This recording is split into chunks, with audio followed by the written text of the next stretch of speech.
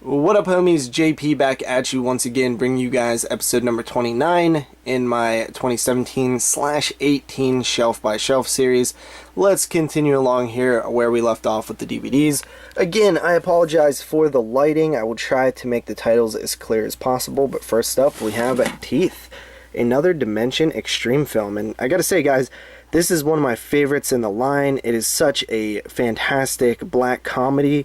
The lead actress is amazing in this movie. I forget her name, but she does such a good job. She definitely fits that sort of virgin-y, good girl role really well. Like, you know, very religious and stuff like that. Such a cool, interesting movie. It's about a girl with vagina in her teeth. No, that would be a different movie. It's about a girl with teeth in her vagina.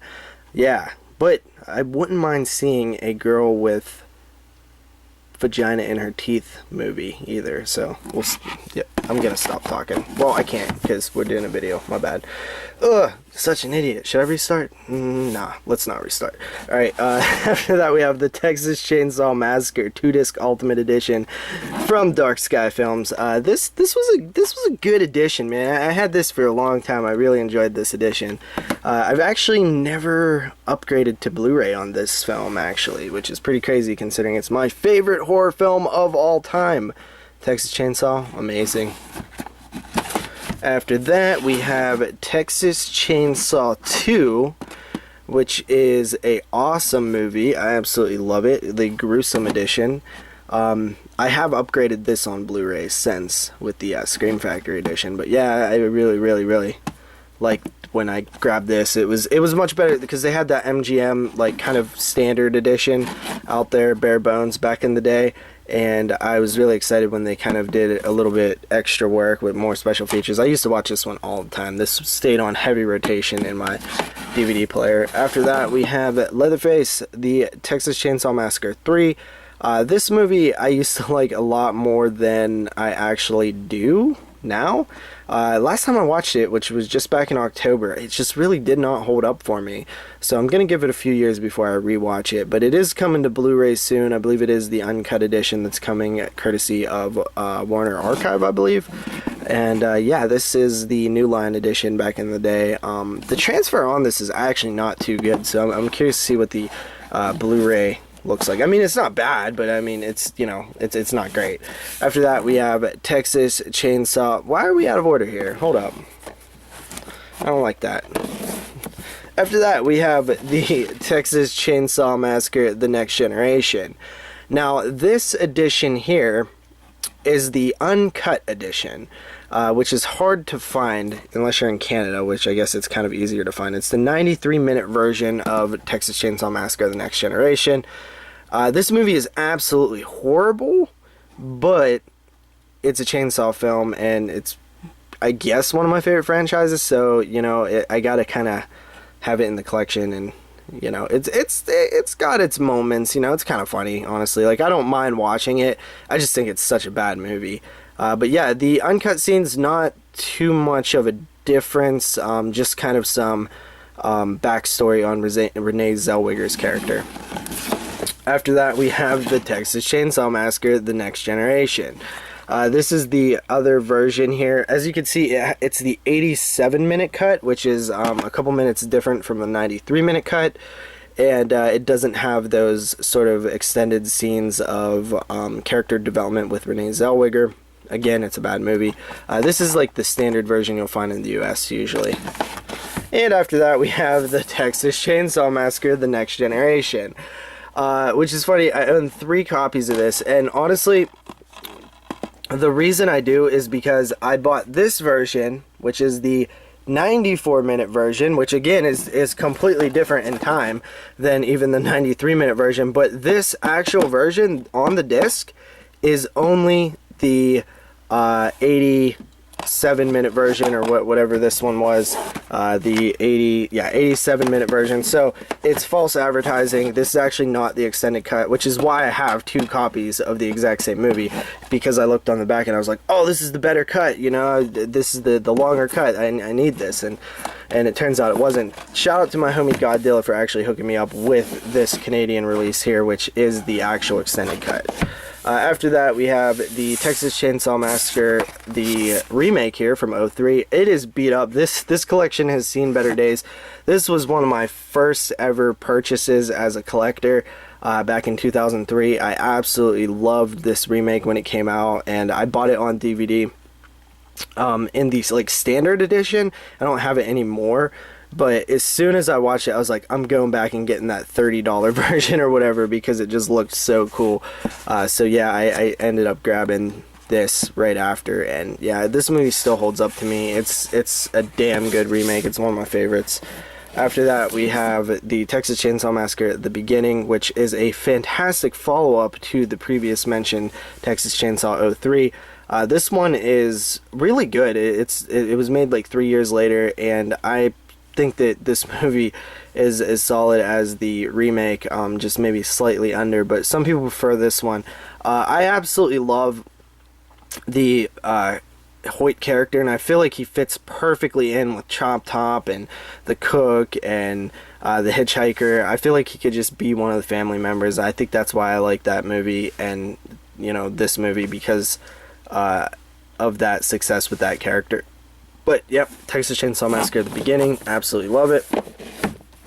After that, we have There's Nothing Out There, courtesy of Troma. This is kind of a interesting movie. It's, like, very meta. It's, like, a movie that acknowledges other movies. It's, like, kind of breaks the fourth wall a bunch. It was pretty cool, actually. I haven't seen it in a while, so I don't really remember it a ton, but it was pretty cool from what I remember. One of the better Troma films.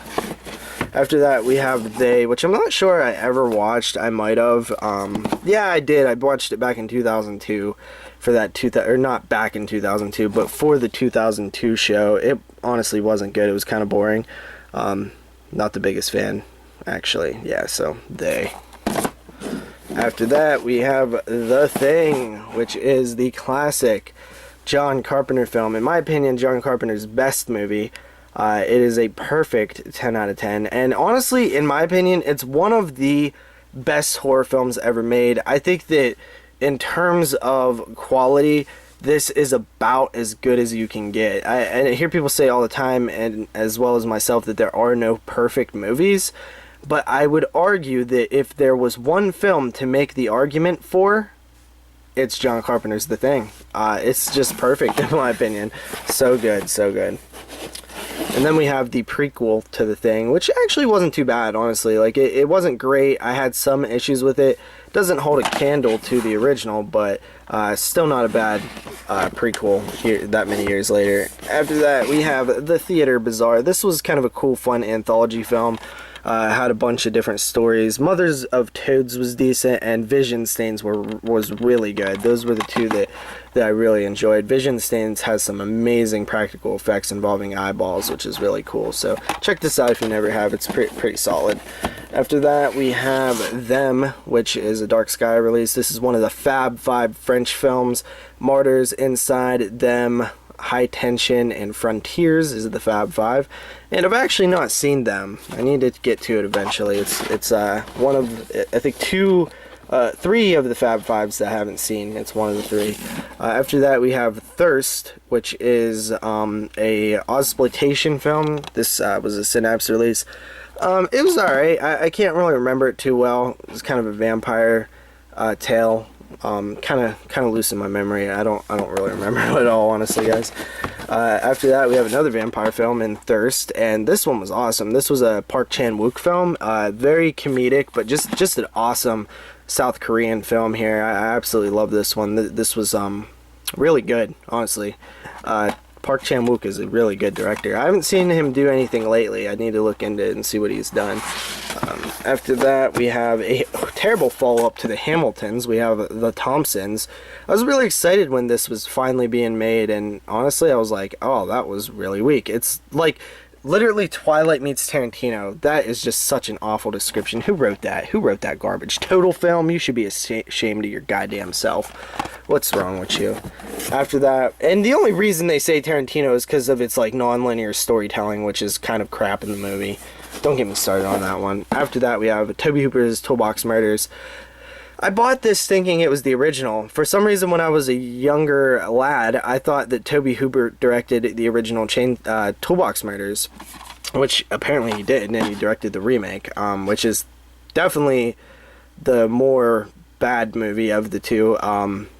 The original is definitely the superior. It's actually a good movie. This one, it's okay, honestly. It's not great. After that, we have Tormented, which is a Asian film. Just never got around to it. Honestly, I'm not a huge fan of Asian horror. Let me take that back. I'm not a huge fan of, like, ghost Asian horror, like Japanese ghost stories, which this one kind of looks like that, especially since it's from the director of The Grudge. So honestly, I don't know, I'll get to it eventually, just not high on my list.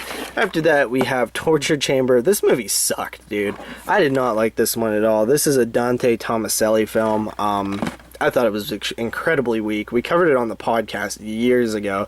Moods liked it. I thought it was weak. It's just kind of boring, and just, I thought it was kind of bad filmmaking, honestly, but unfortunate. And finally, for this part, guys, we have Train, which was originally supposed to be a remake of Terror Train, from what I understand. And yeah, this one isn't too bad. It's alright. It's not the greatest movie in the world, but it kind of has its moments. I think it kind of might fall apart at the end, maybe some CGI and stuff, but yeah, not too bad, not too bad.